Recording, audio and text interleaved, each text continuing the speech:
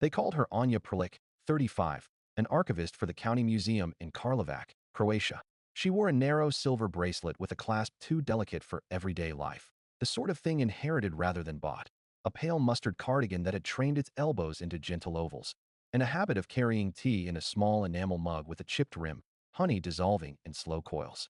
On her desk lay a book about post-war reconstruction in the Balkans, its margins feathered with sticky notes, and inside her wallet a photograph of preschoolers in paper crowns, her cousin among them, taken on the playground of a kindergarten that no longer existed in anyone's routine, but very much existed in the town's maps and memories.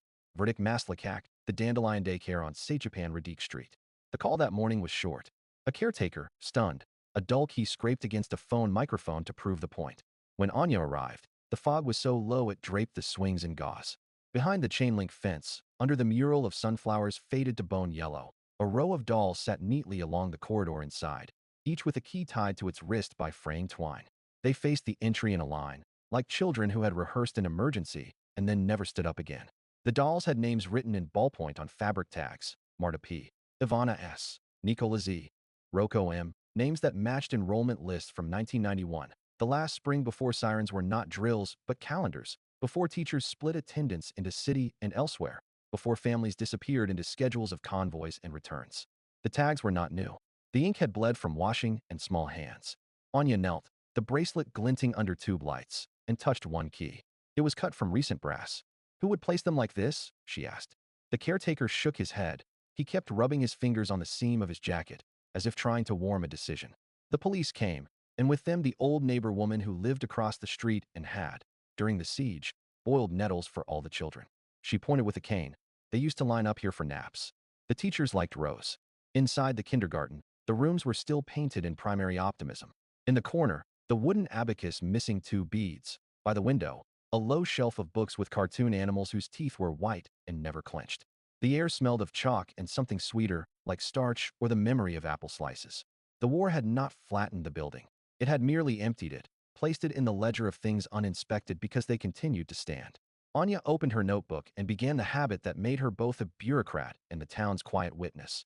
She wrote down what was in front of her, with dates, with the posture of things, as if later she could reconstruct not just events but atmosphere. Entry, September 28, 2021, 9:40. Corridor length approximate 18 m. Dolls arranged along east wall, legs dangling above linoleum. Each doll cloth or plastic head, different make, see. Late 1980s, 1990. Fabric name tags correspond to the pre-war roster, to be cross-checked. Each doll, key tied with twine at right wrist. Keys, brass, modern cuts, uniform brand stamp, Victor 7. Not style, practical, not decorative. No signs of forced entry. Caretaker locked building previous evening, 1800 hours.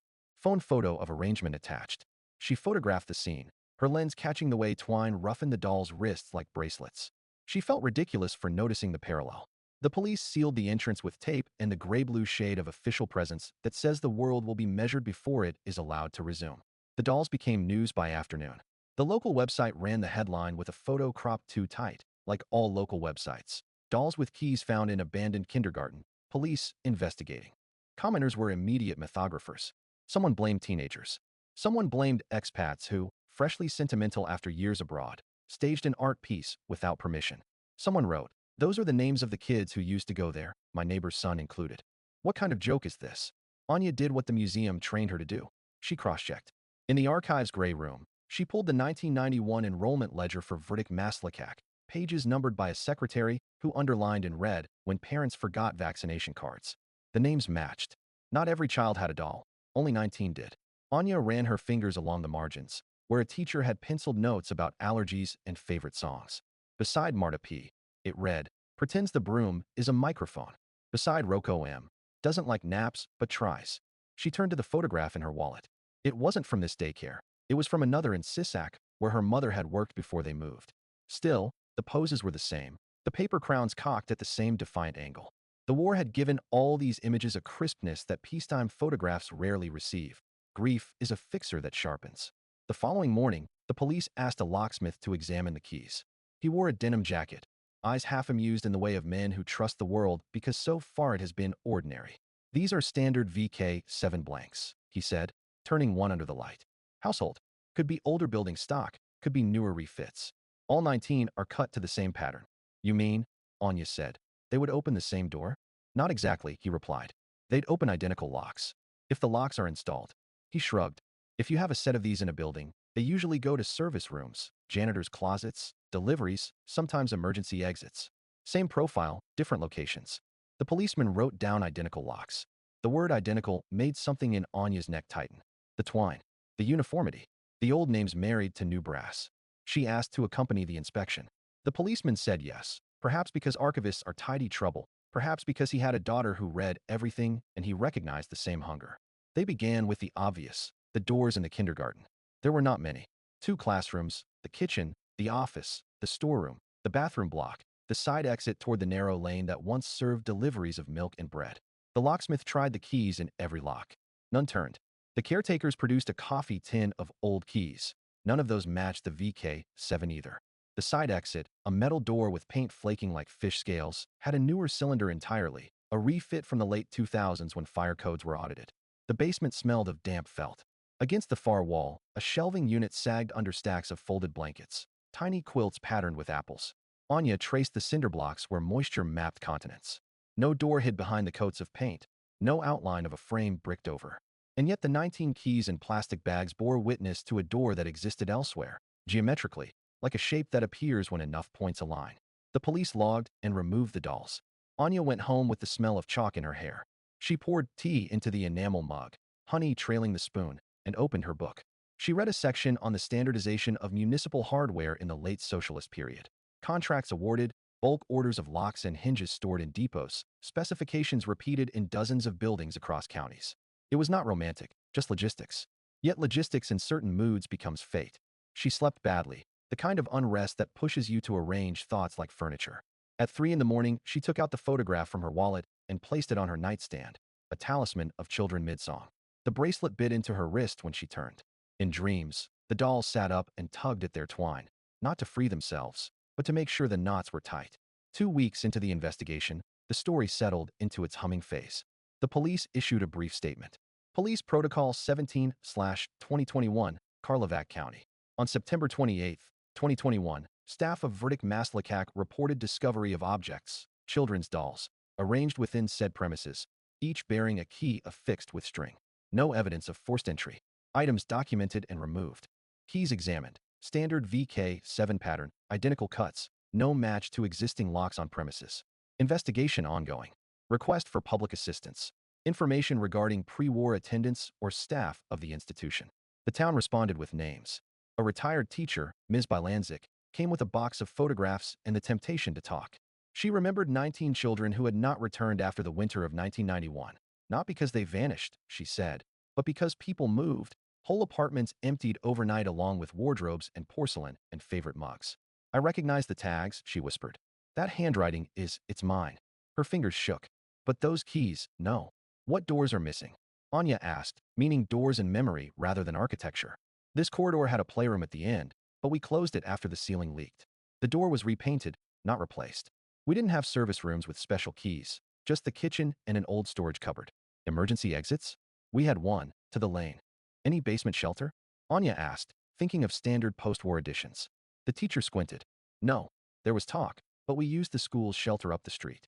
A cartographer from the county office brought blueprints rolled like scrolls. The plan for the kindergarten was simple, a cheerful square with a courtyard like a missing tooth.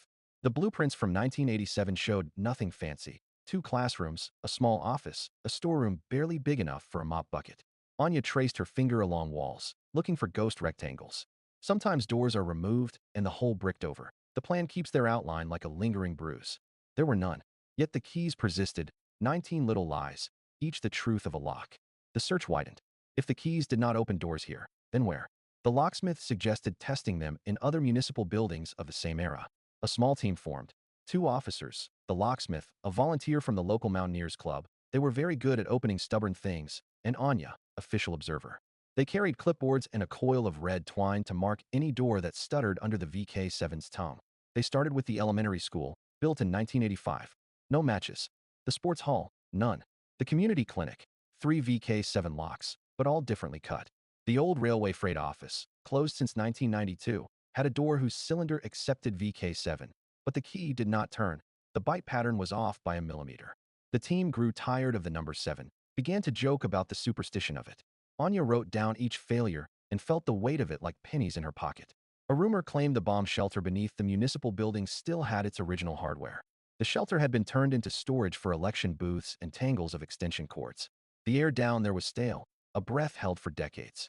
The VK-7 slid in, turned a quarter, and then refused. The locksmith stepped back. Not the same cut. Anya went home and opened the museum's accessions log for 1991 to 1993, those frantic years when every object was a refugee. Artifacts spirited out of threatened churches, inventory shaken loose by evacuation. In a yellowing folder, she found a list written by an administrator now dead. Keys recovered from verdict Maslačak office safe. Quantity 7, unlabeled, placed in municipal depot. No attached keys existed in the archive now. Depot addresses changed like nicknames. She met Marta P.'s mother, who had returned to the town after 20 years in Germany and now ran a kiosk that sold newspapers and chewing gum. They sat on overturned crates behind the kiosk, and Anya offered tea from a thermos into a paper cup. Sorry, it wasn't the enamel mug. Marta's mother tapped ash into a tin lid. When the sirens started, the teacher told them to make a line. One hand on the shoulder in front, she said. Marta remembered that always. We joked about it, even in Munich. Make a line, make a line. She looked at Anya, eyes reddened in the open way of people with very few secrets left. What do keys have to do with it? Anya didn't know, but she was beginning to think in lines and doors. In trips taken and trips never made.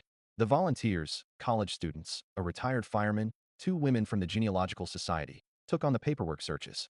They combed the county gazette for procurement notices. Who bought VK-7 locks? In which years? For which buildings? They built a map with pushpins and string. The cluster surprised no one. Municipal warehouses, 2 schools, a shelter in a housing block, the old cinema everyone still called by its socialist name because the new name never stuck. On the map, verdict Maslačak sat like a quiet square near the center, lines from it leading not to it. Anya's book lay open to a chapter about standardized doors for prefabricated shelters in late-period Yugoslavia. The same door model could be installed in a school basement, a municipal storage shed, or a roadside shelter built into the slope beneath a forest lot. The author included a photograph, a gray steel door with a narrow inspection slit, a vertical handle, and a lock cylinder stamped with a broad V. She tucked the book into her bag and went to Dubovac, the hill with a medieval castle that the town used in brochures. At its base, among the chestnut trees, were ridges of earth that during the war had been whisper-named shelters, but which long ago had been filled or forgotten. She walked until she found a concrete rectangle deep in the weeds. No door, only the frame. The hinges jutted like broken fingers, but the lock cylinder hole remained, empty, ragged. The shape was the same as the photograph. The door had been removed. Her bracelet snagged on nettles as she crouched. She pushed her sleeve back, rubbed at the sting, and took a picture. Then she placed her hand where the lock should be and imagined a key turning into a void. The dogs came in week 3, brought by a rescue team who liked to attend when official work grew thin. Dogs could find human scent, which was not strictly relevant to metal hardware, but always made everyone feel as if the world were trying. The handlers let the dogs run inside the kindergarten, then around the yard, through the corridor where the dolls had been. One dog, an elderly German shepherd, nosed by the storeroom and whined, pawed at the skirting board, then lost interest. The handler wrote on a clipboard, mild interest, no alert. The helicopter came once, pretending to be helpful, but really doing a perimeter inspection in case someone had been climbing onto the roof. The downwash rattled the low windows. From above, the neighborhood looked like a careful diagram of the ordinary. Washing lines, 2 blue kiddie pools, a man watering tomatoes as if the sky were not full of police blades. Witnesses were assembled and recorded, which is to say people were asked to do the thing they are worst at, remember precisely. A man who had been a boy in 1991 said the teachers gave them something to hold during alarms, like a ring on a string, he said, for calm. A woman who had been the cook remembered tying twine to hang winter mittens to dry. A delivery driver swore he had seen a metal cabinet in the corridor that needed a special key. Later, upon inspection, the cabinet proved to be ordinary. The mind makes keys and doors where it can. The theories fell into their compartments. Naturalistic/bureaucratic. The keys were part of standard municipal issue never installed at the kindergarten, but stored there temporarily. Someone found them and staged the dolls as a memorial to the displaced class. The uniform cuts suggested keys meant for one door type, service doors for shelters or storerooms, installed elsewhere in town. The resolution would be paper, a warehouse inventory, a purchase order, a memo. Criminal. The keys were a signal, the dolls a coded message about a chain of units, lockers, rooms, storage spaces, used for smuggling during or after the war. Whoever placed them knew the names to anchor local attention. The same cut, one key to many, hinted at master access. The resolution would be kinetic, a raid, a confession, mystical/commemorative. The dolls were an installation made at night by someone who believed the town had unmourned children, not dead, but left behind in the way that moving away can feel like dying when you are 5. The keys symbolized doorways that adulthood promises and war removes. The resolution would be feeling, a statement by the artist or none at all. Residual war machinery. The VK7 keys belonged to the door units designed for emergency exits that the kindergarten was slated to receive in 1991 as part of a county civil defense upgrade. The upgrade never happened. The keys remained, in an envelope, in the office safe. Someone found them and tied them to the names they remembered. The resolution would be an old plan, a budget line canceled by shelling. Anya leaned toward the last. It was boring. Boring things often explain uncanny ones without draining them of dread. On October 19th, a maintenance worker named Toma came to the museum lugging a grime-blotted metal cash box. "Found this in the municipal warehouse by the river," he said, setting it down on the cloth Anya spread for dirty artifacts. Her cardigan pushed to the elbows like a lab coat. The lock had corroded to parity. Toma opened it with a screwdriver. Inside lay 7 old and Palmasel. Thafis SA had DF. She held one of the old keys beside a new one recovered from the dolls. The cuts were ident. 7. Toma. He returned the next day with a cardboard cram 12 keys system had. The police arranged AT. Not here, elsewhere. They took one old key and one doll key to the Civil Defense Depot north of town, a squat concrete building with a bittersweet garden of cigarette butts.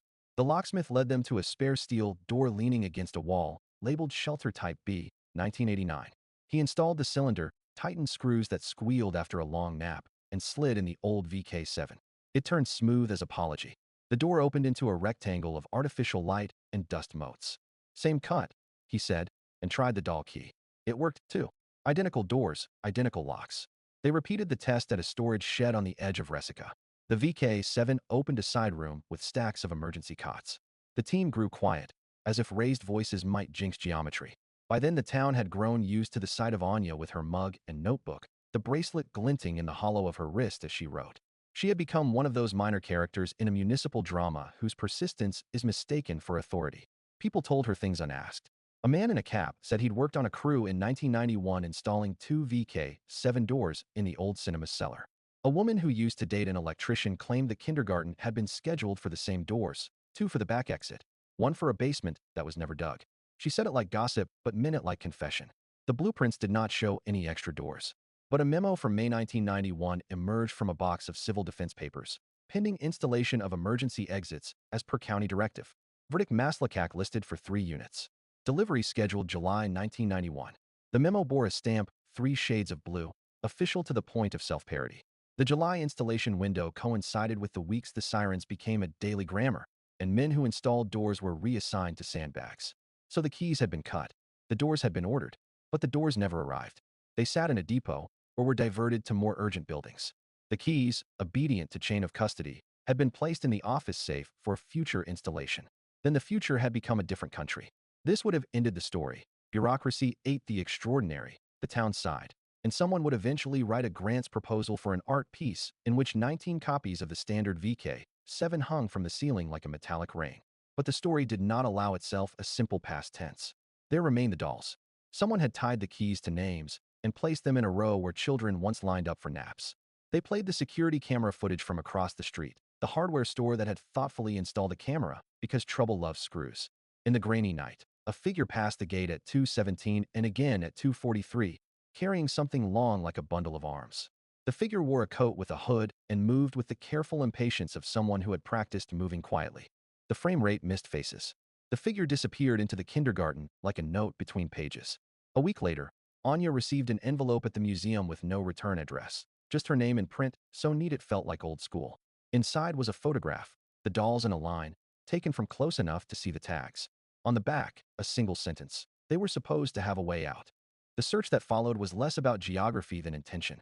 They asked who, among the living, cared enough to map old names to new brass. Ms. Bylanzik had a tremor that would have made that twine uneven.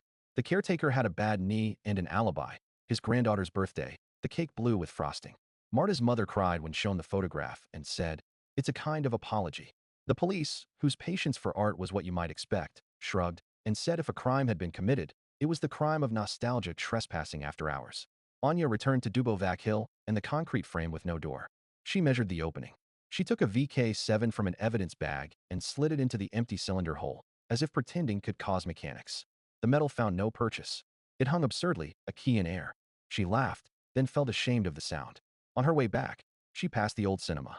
Workers had torn up the lobby tiles, exposing the glue in yellow islands. In the alley, a delivery door leaned on bricks, its locked cylinder peering at nothing. She asked if she could look in the cellar. A man with a dust mask shrugged. If she fell, it would be her own problem. The VK7 she carried for solace opened a small room whose walls were lined with rolls of posters. Films from 1989, couples standing too close, a spy sprinting through in different rain. The air tasted like cardboard. On a shelf lay a box of paper crowns. Anya touched them and imagined a foyer filled with children wearing crowns they'd made in preschool, brought to the movies as a treat. When she returned to her car, a note was tucked under the wiper. The doors are not in the daycare. The pen had pressed so hard the letters cut into the paper. How many times would the present speak the obvious as if it were revelation? She did not know she had already found the ending. It arrived weeks later, wrapped not in confession but discovery. A storm in late October made the Kupa River garrulous, brown with silt.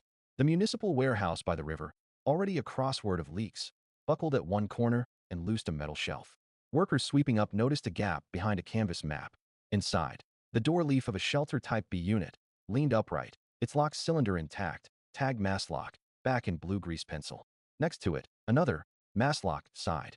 A third, shorter, mislabeled in German, no Tazgang, emergency exit. Each door bore the VK7, each cylinder already keyed. They had been delivered in 1991, then diverted to storage as the town's priorities bent and froze. The keys had been made faithful to doors that had never been installed. The doors existed, then, but not in the building. They existed in a suspended tense, meant for, but never of. The sentence that had always been felt, they were supposed to have a way out, grew legs and walked into evidence.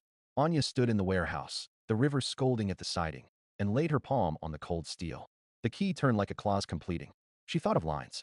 19 children in a row, one hand on the shoulder in front, the teacher saying, "Make a line," in a calm voice on a day when calm had to be manufactured like everything else. She thought of the dolls in their neat parade, wrists bound not against their will, but to remember that will exists. The police photographed everything. A report was written, so rational it squeaked. Report Addendum, Protocol 17/2021. Located within Municipal Warehouse, Riverside, 3 uninstalled steel door units labeled Maslačak, back exit, side exit, emergency. Lock cylinders of type VK7. Test key, Exhibit 17E, turns and retracts bolt. Conclusion, keys recovered September 28, 2021 are cut for these units. Doors were not installed in verdict Maslačak. News sites ran the story in tight crop again. In the comment sections, people argued about mismanagement or miracles. Someone wrote, "It wasn't a ghost. It was a purchase order." Someone else wrote, "A purchase order can be a ghost." The police could not charge nostalgia. The caretaker installed better locks and a motion sensor in case art returned. That might have been the end. But stories with doors demand one more opening. At the museum, a volunteer sorting 1991 donations found a child's notebook wedged inside the cover of a cookbook. On the first page, clumsy letters, Maslačak, our songs. The notebook contained lyrics copied from a teacher's hand and pictures drawn with wax crayons. On the last page, a list of names, the 19, and a drawing of a door with a wide handle and a key like a crooked tooth. Above it, in a child's uneven optimism, the door we will have. The page had been pressed upon so hard the drawing was engraved in the paper, as if the child wanted solidity to bleed through. Anya put the notebook in a poly sleeve and logged it into the database. She wrote the accession note with the precision she used when grief and bureaucracy met. Child's Songbook, Verdict Maslačak, 1991. Contains drawing titled The Door We Will Have. She called Marta's mother. They met at the kiosk. Anya brought her enamel mug filled with tea and honey, warm as if temperature could be balm. She showed her the notebook. The woman traced the names and paused at Marta's. "She drew like that," she said, smiling with the pain of memory's exactness. "Who put the keys on the dolls?" Anya asked. The woman shook her head. "Someone who knew the names and the idea. That's enough." The town council, with the industrious desire to do something now that a story had asked it to, voted to finally install the doors, not at the kindergarten, which would remain as it was, but in the civil defense shelter beneath the municipal building, to replace broken fittings, to let a key do what it was made for. They proposed a plaque near the kindergarten side exit. They were supposed to have a way out. People argued about the grammar. Some wanted past perfect, had been supposed. Others wanted the present, are supposed. Language is a shelter too, if you make it. On a gray Saturday in November, a small ceremony gathered by the fence of Verdict Maslačak. Ms. Bylanzik spoke about lines and songs. The mayor said something about lessons. A priest kept it short. A wind came off the river and tugged at everyone's coats in the same way. Anya wore the bracelet, the cardigan that knew her elbows, and in her bag the book that had first shown her the shape of the door. She stood back, as archivists do, at the edge of events where recording feels most like respect. She looked at the corridor through the window and imagined a row of dolls that were not there, but would always slightly be there for those who had seen them. She imagined keys, obedient, ready, tied to small wrists because human memory prefers weight to ideas. There remained a mystery of human scale. Who had placed the dolls, and why exactly 19, and why now? The obvious answers did not quite close. It might have been one of the 19, now grown, returning to the building where a promised door had not arrived, staging the row with care so the town would not mistake another silence for safety. Or it might have been a teacher, or someone who loved a teacher, unable to translate grief into words. Or it might have been art, that temporal trespasser, prying open the past with simple tools. Twine, plastic faces, keys that worked elsewhere. Winter came early. The fog thickened along Radique Street. Anya usually locked the museum and walked home by the river, where the warehouse loomed like a lesson. She would sometimes take out the photograph from her wallet and look at the crowns. The page of the songbook lay in the exhibit case, open to the drawing of the door. Children who visited pressed their fingers to the glass, leaving ovals like breaths. Parents read the plaque and kept their faces still. One night as she passed the kindergarten fence, a woman was standing there with a paper bag. She held herself in that way people do when composing the courage to do something small but decisive. When she saw Anya, she hesitated, then offered the bag. "I don't want to leave it on the ground," she said. "They told me you're the one who knows what to do with things." Inside the bag, a doll with a name tag, Anna Marija S. and a key tied with twine, VK7. The 19th had always been there, but seeing it like this felt fresh. Anya looked at the woman. "You placed them," she said, not a question. The woman shook her head. "No, I kept this one. I was going to. I don't know. It took me too long." Her voice had the tremor of someone scrubbing a sentence before speaking it. "When we left, the teacher gave each of them a string, told them to hold on. She had the keys in a small mug on her desk, the enamel kind with a chip, and said, 'When the doors are here, you'll be able to open them yourself. We are not going to be afraid forever.'" And then the doors never came, Anya said, softly. The woman nodded. But she wanted them to know there would be a way out. So she tied string to show them the motion. She was like that, making the future performable. They stood silent, sharing the fog. Finally Anya said, "May I keep this for the museum?" "Yes," said the woman. "It was never mine." She hesitated. "I didn't place the dolls. When I saw the news, I brought this one back. It felt wrong to keep it somewhere it opened nothing." Anya thanked her and watched her go until the fog took her. Back in her apartment, she placed the doll on the table beside the enamel mug, the book, the bracelet she slipped off to rub the red line it had left. She set the key beside it. It reflected the lamp and tiny stadium lights. She brewed tea and poured it, scent of honey rising like an answer to a question she had not thought to ask. The photograph from her wallet lay open too, the paper crowns more real than the day. She wrote her final report. Museum Narrative, Accession 2021/447, Dolls with Keys. In September 2021, 19 dolls bearing VK7 keys were found arranged in a line inside Verdict Maslačak, Karlovac, Croatia. The names on the dolls matched the 1991 enrollment list. Investigation revealed the keys were cut in 1991 for 3 standardized emergency door units ordered for the daycare, but never installed due to wartime disruption. The doors were located uninstalled in the municipal warehouse, Riverside, in October 2021. The keys opened those doors, and any identical VK7 locks installed elsewhere. The dolls were placed by unknown persons as an act of remembrance and instruction. The doors, intended for the daycare, did not exist within the building. Objects accessioned: 19 VK7 keys, new/old. 1 child songbook with drawing, "The Door We Will Have." 1 doll, Anna Marie J.S., with name tag and twine. 1 enamel mug, teachers. 1 photograph of children wearing paper crowns, provenance uncertain. She stopped. Then, against the museum style guide, she added, "It is common to think of doors as architecture. Sometimes a door is an idea kept in a mug on a desk to teach children that leaving is as knowable as staying." The exhibit opened 2 months later. People came. They stood before the keys, familiar as spare change, and felt the leftward pull of something unsimplified. They read the memo and the blueprint. They watched footage of the locksmith turning a key in a door that had never belonged to the building it was meant for. Some cried, some argued, many stared. Anya sat on a bench and watched them. She often thought archives were full of almosts, letters almost sent, plans almost executed, doors almost installed. In the glass, the bracelet on her wrist made a small moon. If someone asked her how the story ended, she told them the truth. The keys worked, the doors existed, but not here. The children grew up in other cities, learned other words for line, other teachers' methods for making the future performable. A few returned. Some did not. The symbol remained. In the exhibit case, beside the songbook, they placed the twine, ordinary, abrasive, forgiving. A card explained its use: to tie mittens to sleeves, to link keys to small wrists, to remind a town that an exit is not always a place. It can be a promise, knotted carefully enough to hold.